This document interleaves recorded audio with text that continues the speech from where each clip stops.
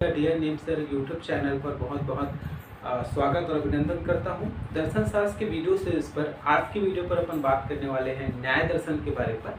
न्याय दर्शन में अपने को 3 टॉपिक देखना है। सबसे पहला है प्रमा, प्रमा के बाद दूसरा नंबर में अप्रमा और अप्रमा के बाद सबसे अंतिम में देखना है असत्कारवाद। चलिए सबको बारी बारी से पढ़ना स्टार्ट करते हैं। देखिए, यदि अब न्याय दर्शन को लेकर बात करें तो सबसे पहले चीज समझने की बात यह है कि आखिर न्याय दर्शन के जो प्रणेता या प्रवर्तक किसको माना जाता है। तो याद रखिए, न्याय दर्शन के जो प्रणेता है वो महर्षि गौतम मुनि को माना जाता है। गौतम मुनि जी को। ठीक है, यदि हम पीछे देखेंगे तो आपको पता होगा कि इससे पहले हमने योग दर्शन पढ़ा, तो योग दर्शन के जो प्रणेता है वो पतंजलि जी को माना जाता है। उससे पहले सांख्य दर्शन पढ़ा, सांख्य दर्शन के जो प्रणेता है वो कपिल मुनि को माना जाता है। और यहाँ पर जो है न्याय दर्शन के जो प्रणेता है वो किसको माना जाता है, गौतम मुनि को माना जाता है। अब हम बात करेंगे प्रमा। तो प्रमा में अपने को क्या क्या चीज देखना है। सबसे पहले चीज अपने को समझना है प्रमा क्या होता है, इसके अलावा प्रमा के कितने प्रकार होते हैं, और प्रकार के बाद प्रमा के प्रकार के बाद हम बात करेंगे।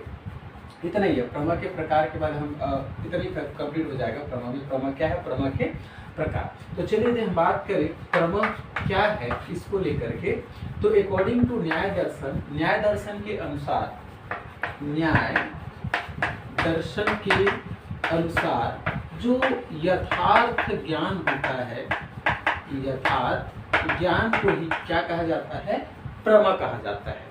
अब ये यथार्थ ज्ञान क्या होता है इसको थोड़ा समझने का प्रयास करते हैं। तो जो वस्तु जिस रूप में है उसे उसी रूप में ग्रहण करना क्या कहलाता है, यथार्थ ज्ञान कहलाता है। और इस यथार्थ ज्ञान को ही हम क्या कहते हैं, प्रमा कहते हैं। तो यहाँ तक हमने क्या सीखा कि न्याय दर्शन के अनुसार जो यथार्थ ज्ञान होता है उसी को हम क्या कहते हैं, प्रमा कहते हैं। अब यथार्थ ज्ञान क्या है कि कोई वस्तु जिस रूप में है उसे उसी रूप में ग्रहण करना क्या कहलाता है, यथार्थ ज्ञान कहलाता है। उसी को हम क्या कहते हैं, प्रमा कहते हैं। अब ये जिस रूप वाला कॉन्सेप्ट क्या है भाई थोड़ा समझिए। जैसे कि मेरे पास रस्सी है, क्या है, रस्सी है। तो रस्सी को देखकर केवल रस्सी समझना क्या कहलाती है, समझना। इसी जो ज्ञान का, इसी को हम क्या बोलेंगे, यथार्थ ज्ञान बोलेंगे। क्योंकि रस्सी ही है, उसे रस्सी ही समझना क्या कहलाती है, क्या कहलाएगा, उसी रूप में ग्रहण किए तो इसको हम क्या बोलेंगे, प्रमा बोलेंगे। लेकिन कभी कभी आप देखना रातों में क्या होती है भाई, अचानक से हम उठे, आंख धुंधला है और कभी कभी रस्सी में अपने को ऐसा लगता है कि सांप आ गया है। दैट मीन्स उस कंडीशन में हम रस्सी को सांप समझने लगते हैं। तो वो तो क्या है, अब वस्तु क्या था, रस्सी था, तो उसे हमने उस रूप में ग्रहण नहीं किया। किस रूप में आपने देखा, सांप के रूप में देखा, तो दूसरे रूप में हो गया ना। तो वो ज्ञान अलग है और ये क्या है, इसलिए बोला गया है कि जो वस्तु जिस रूप में है उसे उसी रूप में ग्रहण करना क्या कहलाता है, यथार्थ ज्ञान कहलाता है। और इसी को हम क्या कहते हैं, प्रमा कहते हैं। अर्थात रस्सी को देखकर रस्सी समझना क्या कहलाती है, प्रमा कहलाती है। लेकिन कभी कभी रस्सी को देखकर हम सांप समझने लगते हैं, तो वस्तु रस्सी है लेकिन उसको दूसरा रूप ग्रहण किए हैं, तो वो फिर उस कंडीशन में प्रमा न कहला करके अप्रमा कहलाती है। हम वहां पर डिस्कस करेंगे। तो प्रमा में इतना ही पॉइंट है। अब यदि हम प्रमा के प्रकार को लेकर बात करें तो याद रखिए जो प्रमा है वो 4 प्रकार का होता है। इसी को थोड़ा अच्छे से समझने का प्रयास करना है। हम इसको बता चुके हैं, बेसिकली किसी भी तथ्य के पक्ष में अपने को प्रमाण देने के कितने प्रकार होते हैं, 4 प्रकार होते हैं, ऐसे हम बात किए थे। तो प्रमा के 4 प्रकार होता है। एक जो होता है उसको हम बोलते हैं प्रत्यक्ष प्रमा, दूसरा जो होता है उसको हम बोलते हैं अनुमान के बाद तीसरा जो होता है उसको बोलते हैं उपमान, और उपमान के बाद चौथा जो होता है उसको हम क्या बोलते हैं, शब्द। ये 4 प्रकार के होते हैं प्रमा। कौन कौन सा, प्रत्यक्ष प्रमा, अनुमान, उपमान और शब्द प्रमा। इस प्रकार से 4 प्रकार का होता है। चलिए, हालांकि इसको हम पहले भी पढ़ चुके हैं लेकिन यहाँ थोड़ा थोड़ा समझने का प्रयास करते हैं। यदि प्रत्यक्ष को लेकर बात करें तो न्याय दर्शन के अनुसार हमारी इंद्रियों से जो प्राप्त होने वाला ज्ञान होता है, ऐसा ज्ञान जो इंद्रिय के अनुभूति से अपने को प्राप्त होता है, उसी ज्ञान को हम क्या कहते हैं, प्रत्यक्ष प्रत्यक्ष ज्ञान कहते हैं। हमारे जो ज्ञानेंद्रिया है, ठीक है, अपने को आँख है, नाक है, कान है, जीभ है, त्वचा है, इसके अलावा जो आंतरिक इंद्रिया है, मन, बुद्धि, अहंकार, इन सभी के द्वारा जो ज्ञान प्राप्त होगा उस ज्ञान को मैं क्या बोलूंगा, प्रत्यक्ष ज्ञान कहेंगे। इस पर हम विस्तृत चर्चा कर चुके हैं अपन चार्वाक दर्शन में। जो मैं देखूंगा वही मानूंगा, मतलब जिस चीज का मेरे को इंद्रिय को अनुभव होगा वही ज्ञान मेरे के लिए क्या होगा, प्रत्यक्ष होगा। तो इसको हम क्या बोलते हैं, प्रत्यक्ष। ऐसा ज्ञान जो इंद्रियों से प्राप्त होता है उसको हम क्या बोलेंगे, प्रत्यक्ष प्रमा के नाम से जानते हैं। यदि हम प्रत्यक्ष की कुछ विशेषता को लेकर बात करें जो आपको याद रखना है, तो सबसे पहला विशेषता कि जो प्रत्यक्ष होता है वो क्या होता है, ज्ञान है, और ज्ञान के साथ साथ ये क्या होता है, प्रमाण भी होता है। अर्थात प्रत्यक्ष को किसी भी प्रकार की प्रमाण देने की आवश्यकता नहीं होता। मैं सिंपल सी बात चेक कर चुका हूँ, भाई के चौक डस्टर हरा कलर का है, अब मैं इसको देखा, अब मेरे जो है ये आंख जो चक्षु इंद्रिय है उसके द्वारा मेरे को पता चले हरा कलर का है। अब इसके पक्ष में मैं क्या प्रमाण दूंगा, मैं तो खुद देख लिया ना इसको। इसलिए बोला जाता है कि प्रत्यक्ष ज्ञान भी है, हरा कलर का मेरे को ज्ञान प्राप्त हुआ, और प्रमाण भी है क्योंकि मैंने देख लिया। इसके अलावा ये जो प्रत्यक्ष ज्ञान होता है वो संदेह रहित होता है, इसमें किसी प्रकार का संदेह नहीं होता। अरे भाई सिंपल से एग्जांपल है, जब टमाटर लाल कलर का होता है, अब मैं क्या केस, अब मैं खुद देख के आया हूँ कि लाल रंग का होता है टमाटर, तो मेरे केस में किसी प्रकार का क्या संदेह होने की बात है क्या, नहीं। इसलिए प्रत्यक्ष जितने भी प्रमाण होते हैं वो सभी क्या होते हैं, संदेह रहित होते हैं। जैसे मैंने रसगुल्ला खाया, रसगुल्ला का स्वाद होता है मीठा, अब मेरे को इसके पक्ष में किसी प्रकार का संदेह होगा कि मीठा तीखा है, रसगुल्ला क्या होगा, मीठा, चूंकि मैंने खुद चख के देखा है तो मेरे को जो ज्ञान हुआ वही प्रत्यक्ष प्रमाण है, इसमें किसी प्रकार के संदेह की आवश्यकता ही नहीं है। तो ये हो गया, संदेह रहित होता है। तो पहला प्रत्यक्ष ज्ञान भी है, प्रमाण भी है, संदेह रहित होता है। अब देखिए कोई प्रकार का प्रत्यक्ष है तो क्या उसे दूसरे प्रमाण, उसके लिए कोई दूसरा प्रमाण देने की आवश्यकता है क्या, नहीं। तो इसीलिए बोला जाता है कि प्रत्यक्ष को प्रमाणित करने के लिए किसी दूसरे ज्ञान की आवश्यकता नहीं होती है। इसलिए कहा गया है कि प्रत्यक्षम किन प्रमाणम, भाई प्रत्यक्ष को किसी भी प्रकार की प्रमाण देने की आवश्यकता नहीं है, क्योंकि वो खुद क्या है, प्रमाण है। अब जैसे मैं एक रूम में गया, अब मेरे बोला नेम सिंह किताब पढ़ रहा है, मैं खुद देख के आ गया प्रत्यक्ष रूप से, अब मेरे को किसी से पूछने की जानने की आवश्यकता है क्या, उसके पक्ष में किसी प्रकार की प्रमाण देने की आवश्यकता ही नहीं है, क्योंकि हमने खुद उसको क्या कर लिया, अनुभव किया है, देख लिया है। तो इसी को बोलते हैं प्रत्यक्षम किन प्रमाणम। इसके अलावा प्रत्यक्ष के दो प्रकार बताए जाते हैं, एक जो होता है उसको बोलते हैं हम अपन लौकिक प्रत्यक्ष, और एक जो होता है उसको हम बोलते हैं अलौकिक प्रत्यक्ष। अब ये क्या है भाई, लौकिक प्रत्यक्ष क्या है कि जब इंद्रियों का वस्तुओं के साथ संपर्क साधारण ढंग से होता है तो जो प्राप्त होने वाला प्रत्यक्ष ज्ञान होता है उसको लौकिक प्रत्यक्ष कहते हैं, मतलब इस जगत के बारे में। जैसे कि मैंने फूल को देखा, सपोज गुलाब है, तो वो सपोज क्या है भाई, लाल लाल दिखा, तो वो जो ज्ञान मेरे को प्राप्त हो उसके रंग के बारे में, तो वो जो क्या है साधारण ढंग से, भाई आंख का काम है देखना, उससे जो ज्ञान प्राप्त हुआ वो साधारण है, तो वो जो अपने को ज्ञान है उसको हम क्या बोलेंगे, लौकिक प्रत्यक्ष बोलेंगे। जैसे कि अब रसगुल्ला है, भाई देखिए कौन सा का स्वाद होता है, मीठा तीखा क्या है, चख के देखे तो इस पर स्वाद, मतलब स्वाद लिए तो मीठा आपको महसूस हुआ, तो वो क्या जीभ का काम ही है क्या करना, स्वाद चखना। अब वो मीठा है तो अपने को पता चल गया, तो वो जो ज्ञान होगा वस्तु का साधारण ढंग से संपर्क हुआ इंद्रियों का, तो उसको हम क्या बोलेंगे, लौकिक प्रत्यक्ष बोलेंगे, इस जीवन के संबंधित। और अलौकिक प्रत्यक्ष क्या है, जब इंद्रियों का वस्तुओं के साथ संपर्क अलौकिक ढंग से या असाधारण ढंग से होता है, तो वो जो प्राप्त होने वाला ज्ञान होता है उस प्रत्यक्ष ज्ञान को हम बोलते हैं अलौकिक प्रत्यक्ष। जैसे कि आपने देखिएगा सिंपल सा अपन चलता रहता है कि उसके ये एक्सपायर हो गए, उसके एक्सपायर हो गए, उनकी मृत्यु हो गई, अर्थात 2-3-4 व्यक्तियों के मरते हुए देख करके हमें ये ज्ञान जरूर प्राप्त हो जाता है कि भाई यदि हम मनुष्य है, जन्म लिए हैं, तो कभी न कभी हम क्या करेंगे, मृत्यु लोक में जाएंगे, अर्थात हमारा मृत्यु कभी न कभी होगा। तो इसको देखिए, ये कॉन्सेप्ट क्या, हमने इस जीवन के बारे में नहीं सोचा, पारलौकिक जीवन, पारलौकिक जीवन, ये अलौकिक बात हो गई। तो इस कंडीशन में इंद्रियों के द्वारा जो ज्ञान प्राप्त हुआ उसको हम क्या बोलेंगे, अलौकिक प्रत्यक्ष के नाम से जानते हैं। तो ये है प्रत्यक्ष। तो यदि आपको कोई पूछे प्रत्यक्ष क्या है भाई, तो सिंपल से बताइए कि ज्ञानेंद्रियों के द्वारा जो अनुभव प्राप्त होता है उसको प्रत्यक्ष कहते हैं। इसके कुछ कुछ विशेषता, जैसे प्रत्यक्ष ज्ञान भी है, प्रमाण भी है, संदेह रहित होता है, प्रत्यक्ष को किसी प्रकार के प्रमाण की आवश्यकता नहीं होता, इसलिए कहा गया प्रत्यक्षम किन प्रमाणम। इसके दो प्रकार होते हैं, एक लौकिक प्रत्यक्ष, अलौकिक प्रत्यक्ष। अब बात करते हैं अनुमान की। तो याद रखिए जो अनुमान शब्द है शताब्दिक दृष्टि से दो शब्द से मिलकर बना है, अनुधन मान। अनु का तात्पर्य होता है पश्चात, पश्चात या फिर बाद में, और मान का अर्थ होता है ज्ञान। तो इस आधार पर आप देखेंगे अनुमान क्या होता है, तो जो ज्ञान एक ज्ञान के बाद प्राप्त होता है या पश्चात प्राप्त होता है, उसी ज्ञान को हम क्या कहते हैं, अनुमान कहते हैं।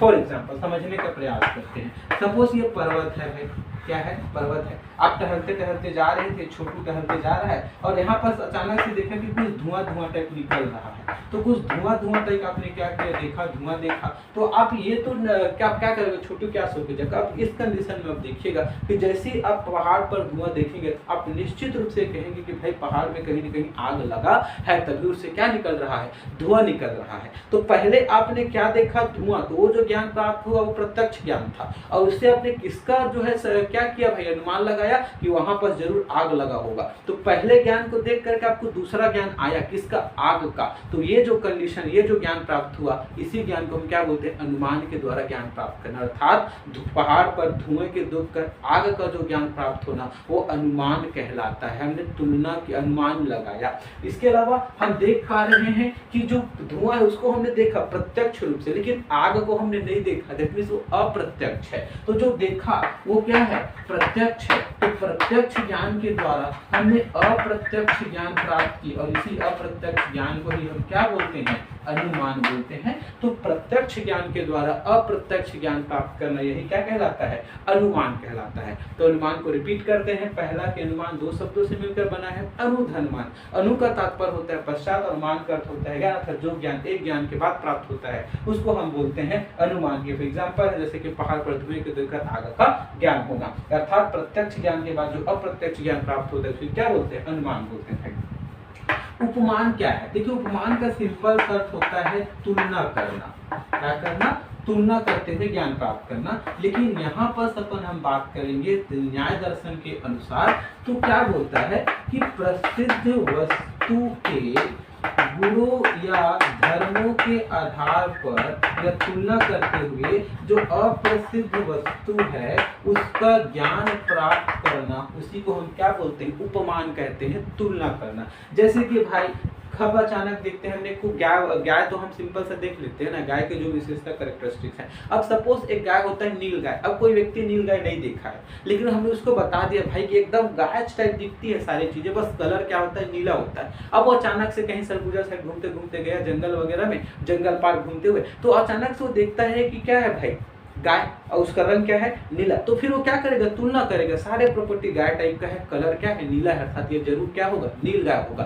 तो ये कैसे हुआ, गाय के गुणों का हमने तुलना करते हुए जो किसको पहचान लिया, नील गाय को। मतलब गाय तो प्रसिद्ध वस्तु है, तो प्रसिद्ध वस्तु के गुणों धर्मों के आधार पर अप्रसिद्ध वस्तुओं का ज्ञान प्राप्त करना था, नील गाय का प्राप्त करना, ज्ञान प्राप्त करना, उसी को हम क्या बोलते हैं, उपमान, या फिर तुलना करते हुए ज्ञान प्राप्त करना। अर्थात नील गाय का जो ज्ञान है वो गाय के द्वारा तुलना करते हुए प्राप्त करना क्या कहलाती है, उपमान कहलाती है। ठीक है, शब्द में हम बात करेंगे बेसिकली वचन को लेकर इंट्रोड्यूस करता है। तो अकॉर्डिंग टू न्याय दर्शन कि जो विश्वस्त व्यक्ति के जो कथन होते हैं या फिर जो वचन होते हैं, उसी को जो है हम यहाँ पर शब्द प्रमाण या शब्द प्रमाण के नाम से जानते हैं। शब्द भाई वचन या फिर कथन किसी व्यक्ति का, तो किसी व्यक्ति का नहीं, किसी विश्वस्त व्यक्ति का। अर्थात हर जो व्यक्ति के जो कथन होगा उसको हम शब्द प्रमाण नहीं मानते, केवल और केवल जो विश्वस्त व्यक्ति होगा उसी के कथन को हम शब्द प्रमाण मानेंगे। और विश्वस्त जो व्यक्ति होगा उसको हम बोलते हैं यहाँ पर आप्त पुरुष, और जो उसके वचन होंगे उसको हम बोलेंगे आप्त वचन या आप्त कथन। इस प्रकार से तो ये होता है प्रमा, और उसके चार प्रकार, प्रत्यक्ष प्रमा, अनुमान, उपमान और शब्द। तो यदि आपको कोई पूछे प्रमा क्या है, तो आप इंट्रोड्यूस कीजिए पॉइंट नंबर फर्स्ट, यदि आपको कोई पूछे कि प्रमा क्या है, तो सबसे पहले इसका परिचय दीजिए कि न्याय दर्शन के अनुसार जो यथार्थ ज्ञान प्राप्त होता है उसी को हम क्या कहते हैं, प्रमा कहते हैं। प्रमा अर्थात सेकेंड नंबर में उसका मीनिंग बताइए कि जो वस्तु जिस रूप में है उसे उसी रूप में ग्रहण करना क्या कहलाती है, प्रमा कहलाती है। अर्थात रस्सी को देखकर केवल रस्सी समझना क्या कहलाएगी, प्रमा कहलाएगी। प्रमा 4 प्रकार के होते हैं, प्रत्यक्ष, अनुमान, उपमान और शब्द। प्रत्यक्ष ज्ञान इंद्रिय के द्वारा जो अनुभव या ज्ञान प्राप्त होता है उसको प्रत्यक्ष कहते हैं। प्रत्यक्ष की विशेषता पॉइंट नंबर फर्स्ट में बताई कि प्रत्यक्ष ज्ञान भी है, प्रमाण भी है, प्रत्यक्ष संदेह रहित होता है और इसको अन्य ज्ञान के द्वारा प्रमाणित करने की आवश्यकता नहीं होता, चूंकि कहा गया है प्रत्यक्षम की प्रमाणम। ये 2 प्रकार का होता है, प्रत्यक्ष प्रमाण और अप्रत्यक्ष प्रमाण। प्रत्यक्ष प्रमाण क्या होता है, सॉरी लौकिक प्रत्यक्ष और अलौकिक प्रत्यक्ष। लौकिक प्रत्यक्ष जब ज्ञान इंद्रियों का वस्तु के साथ संपर्क साधारण ढंग से होता है जिसको लौकिक प्रत्यक्ष कहते हैं। जैसे फूल को देखकर उसका रंग का ज्ञान होना, रसगुल्ले को चेक कर मिठास के ज्ञान होना। इसके अलावा अलौकिक प्रत्यक्ष अर्थात जब इंद्रियों का संपर्क वस्तु के साथ अलौकिक ढंग से होता है, असाधारण ढंग से होता है, तो प्राप्त होने वाले जो ज्ञान होता है उसको हम अलौकिक प्रत्यक्ष बोलते हैं। जैसे 2-3 व्यक्तियों को मरते हुए देखकर हमें ये अनुभूति जरूर हो जाती है कि मनुष्य जो है यदि व्यक्ति जन्म लिया है तो कभी न कभी मृत्यु होगा, अर्थात वो अलौकिक सोचने लगा। तो ये जो प्रत्यक्ष होता है उसको अलौकिक प्रत्यक्ष कहते हैं। दूसरा इसका जो प्रमाण होता है वो अनुमान होता है। अनुमान पॉइंट नंबर फर्स्ट के 2 शब्दों से मिलकर बना है। अनुधर्मान, अनु का अर्थ होता है पश्चात, मान का अर्थ होता है ज्ञान, अर्थात जो ज्ञान एक ज्ञान के बाद पश्चात होता है, प्राप्त होता है, उसको अनुमान कहते हैं। फॉर एग्जाम्पल अब इसको समझा सकते हैं, जैसे कि पर्वत पर कहीं आग क्या है, धुआं देखे था, तो जरूर कंफर्म कर लेते हो कि वहाँ आग लगी होगी, अर्थात हमने धुएं को देखकर आग का ज्ञान प्राप्त किया, अर्थात ये हमारे पहले धुआं का ज्ञान प्राप्त हुआ फिर आग का प्राप्त हुआ, तो एक ज्ञान के बाद जो दूसरा ज्ञान प्राप्त हुआ उसी को हम क्या बोलेंगे, अनुमान बोलेंगे। अर्थात प्रत्यक्ष ज्ञान के बाद जो अप्रत्यक्ष ज्ञान प्राप्त होता है उसी को अनुमान कहते हैं। Point number second sorry third जो प्रकार होता है वो उपमान होता है। उपमान का सिंपल सा होता है तुलना करना, अर्थात प्रसिद्ध वस्तु की गुण धर्मों के आधार पर अप्रसिद्ध वस्तुओं का ज्ञान प्राप्त करना, इसी को उपमान कहते हैं। जैसे कि नील गाय का जो ज्ञान है वो गाय के गुणों के धर्मों के आधार पर प्राप्त की जाती है, केवल रंग उसका नीला होता है, तो उपमान होता है। अंतिम में होता है चौथा प्रमा का प्रकार शब्द। शब्द कहने का तात्पर्य यहाँ पर है कि किसी विश्वस्त प्राप्त व्यक्ति के जो वचन होते हैं, जो कथन होते हैं, उसी को यहाँ पर शब्द प्रमाण माना गया है। और हर व्यक्ति के कथन को शब्द प्रमाण नहीं माना जा सकता, केवल विश्वस्त व्यक्ति के पात्र जो व्यक्ति होता है उसी के कथन को माना जाता है शब्द प्रमाण। याद रखेंगे जो इस कंडीशन में जो पुरुष होता है उसको हम आप्त पुरुष के नाम से जानते हैं, उसके जो वचन या कथन होंगे उसको आप्त कथन के नाम से जानेंगे। ठीक है, ये था प्रमा। प्रमा के बाद अब अगला हम समझने का प्रयास करेंगे अप्रमा। प्रमा को समझने का प्रयास किया। न्याय दर्शन में जो अगला टॉपिक है वो क्या है अपने पास, अप्रमा। अप्रमा क्या है लेकर बात करें तो न्याय दर्शन के अनुसार जो अयथार्थ ज्ञान होता है उसी को हम क्या कहते हैं, अप्रमा कहते हैं। अब अयथार्थ ज्ञान क्या है भाई, कि जो वस्तु जिस रूप में है उसे उसी रूप में ग्रहण न करके उसे अन्य रूप में ग्रहण करना, यही कारण जो ज्ञान प्राप्त होगा उसी को अयथार्थ ज्ञान कहते हैं। और ये जो अयथार्थ ज्ञान होगा इसी को हम क्या कहते हैं, अप्रमा कहते हैं। तो अप्रमा क्या है लेकर बात करेंगे, तो जो अयथार्थ ज्ञान होता है न्याय दर्शन के अनुसार उसी को हम क्या कहते हैं, अप्रमा कहते हैं। अर्थात जो वस्तु जिस रूप में है उसको उस रूप में ग्रहण न करके अन्य रूप में ग्रहण करना क्या कहलाती है, अप्रमा कहलाती है। जैसे कि रस्सी को देखकर क्या समझना, रस्सी को सांप समझना क्या कहलाता है भाई, अप्रमा के एग्जाम्पल है। क्योंकि रस्सी जिस रूप में है उसको हमने उस रूप में ग्रहण नहीं किया, किस रूप में ग्रहण किया, अन्य रूप में, सांप के रूप में। जानते सिंपल सा, कभी कभी रात्रि रात्रि उठते हैं, आँख धुंधला धुंधला रहता है तो कभी रस्सी अपने को सांप लगने लगता है। तो ये जो ज्ञान प्राप्त हुआ कि वस्तु रस्सी ही था लेकिन हम उसको रस्सी नहीं समझे, क्या समझने लगे, सांप। अर्थात जो वस्तु जिस रूप में है उसको उस रूप में ग्रहण न करके किस रूप में, अन्य रूप में ग्रहण करना, उसी को अयथार्थ ज्ञान कहते हैं। और इसी को हम क्या बोलेंगे, अप्रमा। जैसे कि पेंसिल है, कभी कभी भाई आजकल पेन और पेंसिल लगभग एक जैसे दिखने लगे हैं। सपोज अब पेंसिल है, देखे लात में पेन ला, अब देखें क्या देखे, पेंसिल था दूर में लेकिन देखे पेन टाइप दिख रहा है तो उठा कर लेकर चला देखे क्या था, पेंसिल था। तो इसके कारण मतलब आप उस पेंसिल को पेन मानने लगे था, अर्थात उस वस्तु को जिस रूप में था उसको उस रूप में आपने ग्रहण नहीं किया, पेन के रूप में ग्रहण किया था। तो ये जो ज्ञान प्राप्त होगा उसको अयथार्थ ज्ञान कहेंगे, उसी को हम क्या कहते हैं, अप्रमा कहते हैं। ओके, ये 3 प्रकार का होता है जी। कौन कौन सा होता है, सबसे पहला होता है संशय। संशय के बाद दूसरा नंबर में जो होता है वो होता है भ्रम, और भ्रम के बाद तीसरा नंबर में जो होता है उसको हम कहते हैं तर्क। देखिए संशय कहने का तात्पर्य क्या है, इसको थोड़ा सा हम जानते हैं फिर भी हम बात करेंगे संशय क्या होती है। अर्थात देखिए संशय न्याय दर्शन के अनुसार किसी वस्तु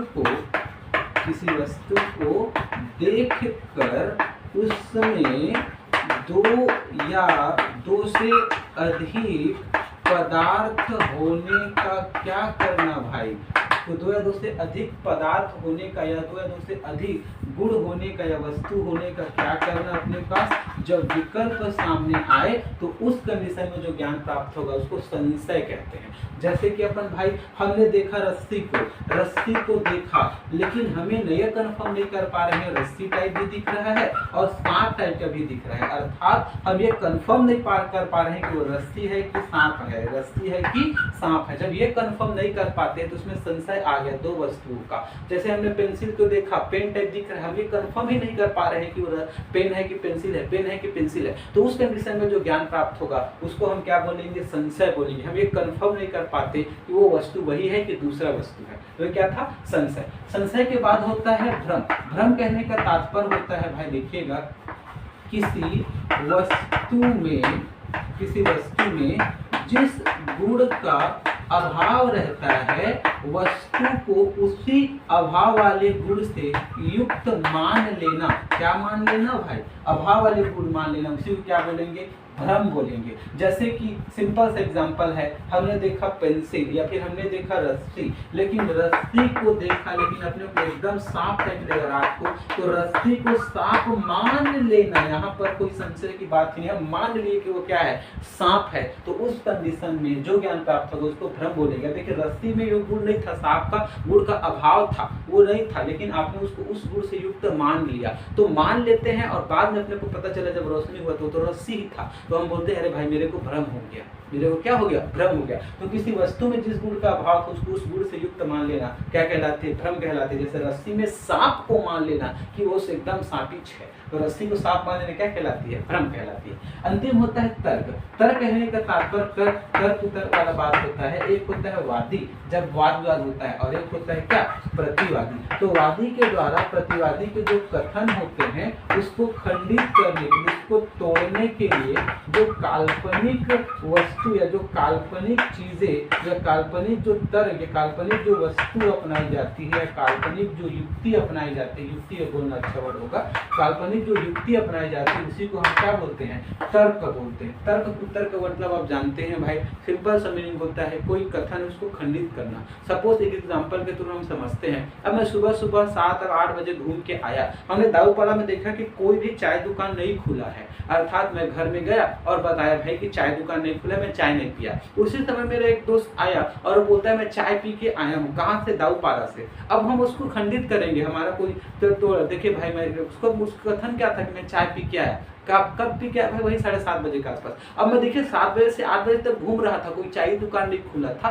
तो मैं तो बताऊंगा कि भाई देखो मैं इतने बजे से इतना बजे घूम रहा था, कोई चाय दुकान नहीं खुला था, तो फिर आप कहाँ से चाय पीकर आए, कैसे चाय पी सकते हो। ये तो तर्क है, उनको खंडित करना। उसके तर्क में क्या करना भाई, अपना कोई काल्पनिक चीजें या काल्पनिक तर्क क्या लगाना, तर्क को तर्क करना, उसी को हम क्या बोलते हैं, तर्क बोलते हैं। सिंपल सा है कि वादी द्वारा प्रतिवादी के कथन को खंडित करने के लिए जो काल्पनिक युक्ति अपनाई जाती है उसी को हम क्या कहते हैं। तो क्या है, इसको लेकर बात करें तो पॉइंट नंबर फर्स्ट की न्याय दर्शन के अनुसार जो अयथार्थ ज्ञान प्राप्त होते इसी को अप्रमा कहते हैं, अर्थात जो वस्तु जिस रूप में है उसको उस रूप में ग्रहण न करना, उसको दूसरे रूप में ग्रहण करना क्या कहलाती है, अप्रमा कहलाती है। जैसे रस्सी को देखकर सांप समझ लेना क्या कहलाती है, अप्रमा कहलाती है। अप्रमा के 3 प्रकार होते हैं। सबसे पहला होता है संशय, संशय के बाद होता है अपन क्या होता है तर्क, संशय के बाद भ्रम के बाद क्या होता है, तर्क होता है। संशय क्या है, किसी वस्तु को देखकर दो से अधिक विकल्प जब अपने पास सामने आए तो उसी को संशय कहते हैं। जैसे कि आपने रस्सी को देखा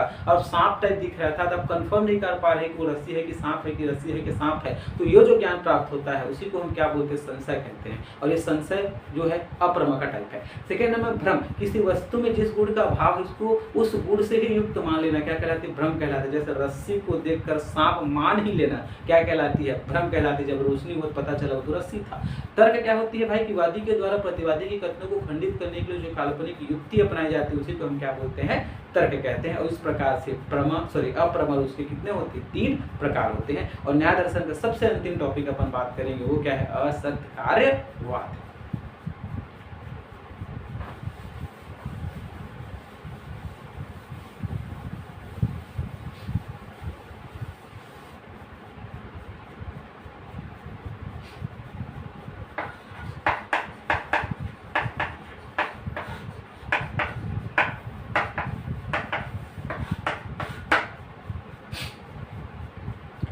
देखिए प्यारे मित्रों, हम अब अंतिम टॉपिक पर आ चुके हैं न्याय दर्शन का।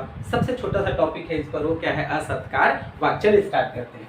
असत्कारवाद को लेकर बात करें तो यदि हम बात करेंगे असत्कारवाद क्या है, तो याद रखिए पॉइंट नंबर फर्स्ट में कि जो असत्कारवाद होता है वो न्याय दर्शन का कार्य कारण सिद्धांत होता है। कार्य कारण सिद्धांत होता है न्याय दर्शन का कौन? असत्कारवाद। यदि आपको पता होगा तो हमें सांख्य दर्शन में सत्कारवाद पढ़ा था, क्योंकि अलग है तो उल्टा है। तो याद रखिएगा ये जो है वो सांख्य दर्शन के अंतर्गत जो सत्कारवाद होता है, सत्कारवाद उसी का क्या होता है? विपरीत सिद्धांत होता है। ठीक है, कौन सा? असत्कारवाद। तो असत्कारवाद क्या कहता था कि प्रत्येक कार्य अपने उत्पत्ति के पूर्व अपने कारण में सत्य फिर विद्यमान रहता है। जैसे कि मिट्टी रूपी कारण में जो घड़ा रूपी कार्य होता है पहले से सत्य या फिर विद्यमान होता है। तो ये असत्कारवाद उसका उल्टा कहता है। क्या कहता है कि भाई कि प्रत्येक कार्य या फिर वस्तु अपने उत्पत्ति के पूर्व अपने कारण में सत्य या फिर विद्यमान नहीं रहता है। ऐसा इनका कहना है किसका? असत्कारवाद का। जैसे कि एग्जांपल के थ्रू समझाता है, यदि जो घड़ा रूपी कार्य है वो मिट्टी रूपी कारण में पहले से विद्यमान होता तो भाई उस घड़े को बनाना मिट्टी से अपने आप घड़ा बन जाना चाहिए था। जैसे कि प्लास्टिक से अपने आप चॉक होल्डर बन जाना चाहिए था, लेकिन वैसे तो नहीं होता। घड़ा को बनाने के लिए अपनी किसकी आवश्यकता पड़ती है? कुम्हार की आवश्यकता होती है। तो उसी प्रकार से जब कुम्हार की आवश्यकता होती है तो मिट्टी में कुछ कार्य करता है, अपने थे तो उस पर क्या होगा भाई? उस कंडीशन में ये मानता है कि यदि वो कारण पहले से विद्यमान रहता तो कुम्हार की आवश्यकता नहीं होता घड़ा को बनाने के लिए मिट्टी से। तो इनका कहना है कि प्रत्येक कार्य वस्तु अपनी उत्पत्ति के पूर्व अपने कारण में विद्यमान या फिर सत्य नहीं होता। तो फिर कार्य कारण कैसे आता है? तो जैसे मिट्टी को बनाने के घड़ा को बनाने के लिए कुम्हार द्वारा मिट्टी पर कार्य करना पड़ता है, उसी प्रकार से इस संपूर्ण जगत को जो निर्माण है ईश्वर के द्वारा किया गया। किसकी सहायता से? तो परमाणुओं की सहायता से। तो परमाणुओं के सहायता से संपूर्ण जगत का जो निर्माण किसके द्वारा किया गया है? ईश्वर के द्वारा किया गया है। ऐसा मान्यता है किसका भाई? न्याय दर्शन का। तो देखो ईश्वर के द्वारा परमाणु के सहायता से संपूर्ण जगत के निर्माण मानता है, अर्थात नया कार्य कर रहा है कौन? ईश्वर। इसलिए जो असत्कारवाद होता है, असत्कार्यवाद, इस असत्कारवाद को हम आरंभवाद के नाम से भी जानते हैं या फिर बोलते हैं। क्यों? क्योंकि यह कार्य को एक नया आरंभ मानता है कि ईश्वर द्वारा परमाणु के हेल्प से नया कार्य का आरंभ किया गया। कुम्हार द्वारा मिट्टी में क्या किया भाई? कार्य करेगा तो नया कार्य का आरंभ कर रहा है ना, घड़ा बनाने के लिए। तो वैसे इनका कहना है असत्कारवाद। तो बस इतना ही पॉइंट आपने को याद रखना है। ठीक है, तो यदि असत्कारवाद पूछा जाए क्या है तो पॉइंट नंबर फर्स्ट में बताइए कि न्याय दर्शन का क्या होता है? कार्य कारण सिद्धांत होता है। पॉइंट नंबर सेकेंड, ये सांख्य दर्शन के सत्कारवाद का क्या होता है? उल्टा होता है। सत्कारवाद क्या कहता है भाई कि प्रत्येक कार्य अपनी उत्पत्ति के पूर्व अपने कारण में क्या रहता है? सत्य फिर विद्यमान रहता है। जैसे कि मिट्टी रूपी कारण में घड़ा रूपी कार्य विद्यमान रहता है। तो इनका क्या कहना है? पॉइंट नंबर थर्ड बताइए कि न्याय दर्शन के असत्कारवाद के अनुसार प्रत्येक कार्य या फिर वस्तु अपनी उत्पत्ति के पूर्व कारण में सत्य फिर विद्यमान नहीं रहता। यदि जो है घड़ा रूपी कार्य यदि मिट्टी रूपी कारण में विद्यमान रहता तो घड़ा को अपने आप मिट्टी से क्या बन जाना चाहिए था? घड़ा बन जाना चाहिए था। उसे कुम्हार की आवश्यकता ही नहीं पड़ती, लेकिन घड़ा बनाने के लिए कुम्हार की आवश्यकता होती है ना। तो इसलिए फिर ये कहता है कि संपूर्ण जगत को जो निर्माण है वो ईश्वर के द्वारा किया गया है। किसके हेल्प से? परमाणुओं के हेल्प से। और चूंकि अब ये जो है कार्य को एक नया आरंभ मान रहा है, ईश्वर के द्वारा करना या फिर घड़ा को कुम्हार के द्वारा कार्य करते हुए आरंभ मान रहा है, तो इनका कहना है कि जो असत्कारवाद को नया कार्य पर आरंभ होने के कारण ही जो है आरंभवाद के नाम से अपन जानते थे। ठीक है, तो प्यारे मित्रों ये था न्याय दर्शन। न्याय दर्शन में हमने 3 टॉपिक देखा, प्रमा, अप्रमा और अंतिम में असत्कारवाद। ठीक है, अब इसके बाद हम दर्शन के अगले टॉपिक पर लेकर बात करेंगे। ठीक है, तब तक के लिए हंसते रहिए, मुस्कुराते रहिए और देखते रहिए नेम सर यूट्यूब चैनल। बहुत बहुत धन्यवाद।